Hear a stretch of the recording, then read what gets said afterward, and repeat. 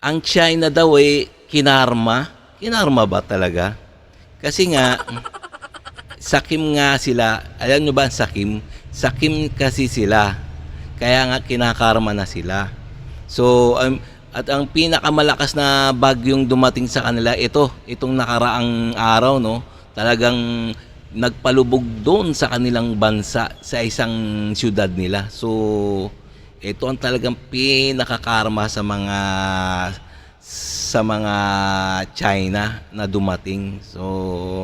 So itong ito ang bibigyan natin reaction video, mga guys, no. So kung bago ka pa lang sa aking channel, guys, please like and subscribe na lang muna sa ating YouTube channel bago tayo bagumpisa. And also, siyempre, please paki-subscribe din kay Melbs Castle.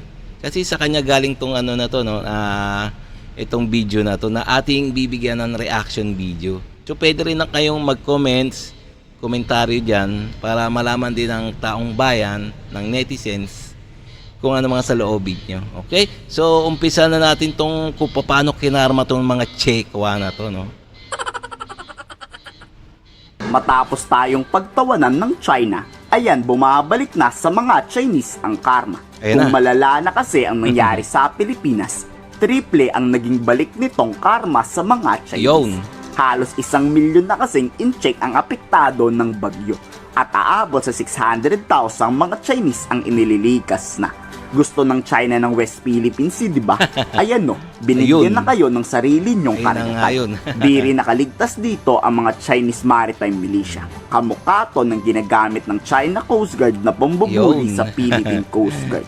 Kitang-kita sa video na winasak na to ng bagyong Karina. Yun. Habang tumatagal nga ay lalo pang nagiging super typhoon ang Karina o mas kilala sa China bilang Typhoon Yun. Gay. Ito na ang pinakamalakas na bagyo na dumapo sa China sa loob ng 8 taon. O, tignan nyo naman mga guys So, kaya nga, gusto nila ng West Philippine Sea.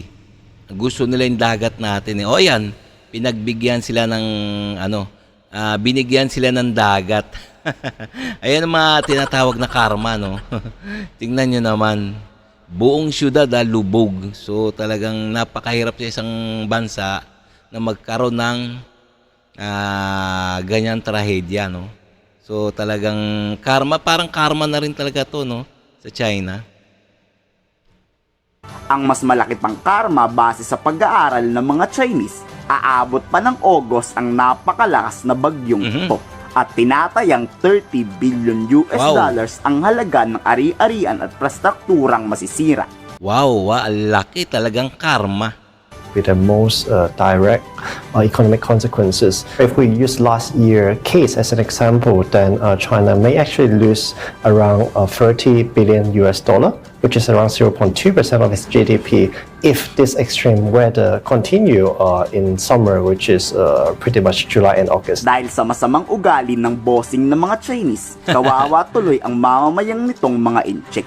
Pero Kasi itong presidente nila, no, talagang kakaibang ugali, no? Talagang hindi natin alam. Talagang makasarili. di natin may pagkakailan na kawawa rin ang maraming mga Pilipino. Sa paglilibot kasi ni Pangulong Bongbong Marcos sa buong Metro Manila, napakadaming basura ang tumambad dito.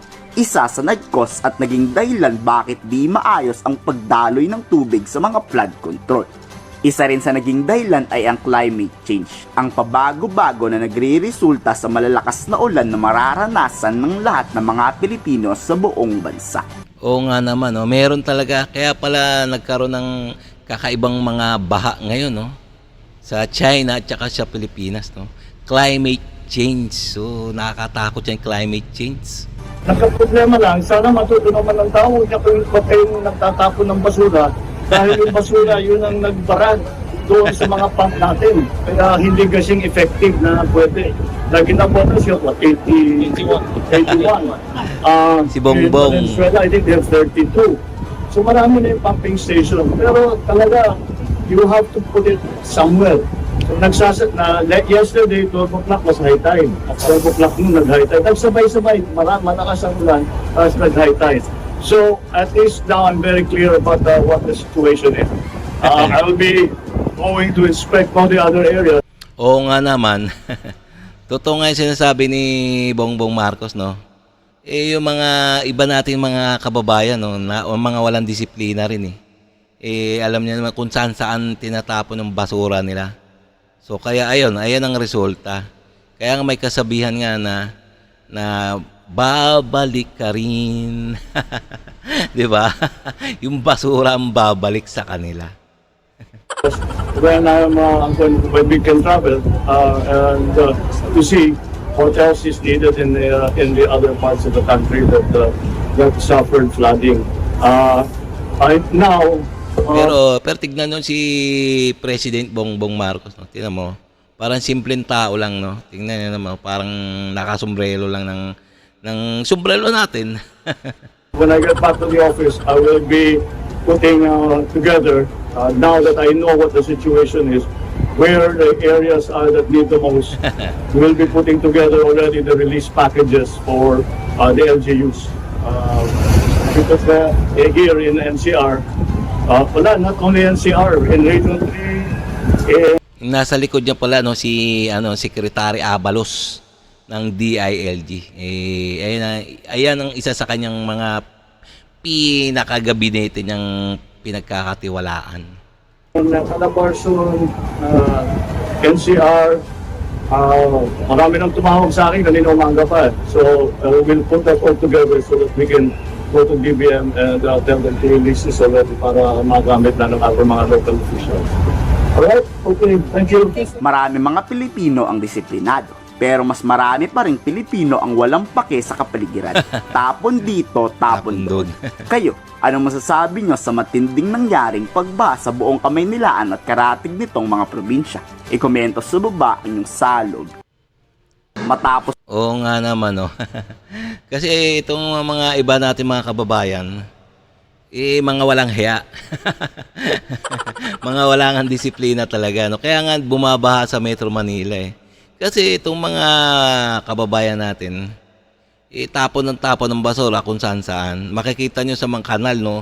Kanal, sa mga ilog, kita nyo ng mga basura nila. Lalo na doon sa mga, sa mga informal settler. Makikita nyo, ang mga bahay nila ay nasa nakatayo sa malapit sa ilog. So, siyempre, common na lang, itatapon nila yung basura nila sa ilog, di ba? So sana konting no, konting disiplina lang talaga sa ating mga Pilipino. Ayun ang sa ating mga Pilipino, matitigas ang ulo. Kaya yan, binaha. Di ba? Ganun lang naman yun. Tapos sasabihin ng China, sasabihin natin sa China ay kinarma. Samantalang tayo rin naman binaha. Di ba? So, ganti-gantihan lang naman yan, mga. Okay, no? Okay, mga guys. So, hanggang dito na lang tayo, mga guys. So, So, kung bago ka pa lang sa aking channel, please like and subscribe na lang muna sa ating YouTube channel bago tayo magsara. Nang sa ganun, maikalat pa ni YouTube ang ating mga video sa mga iba pang netizens. Okay?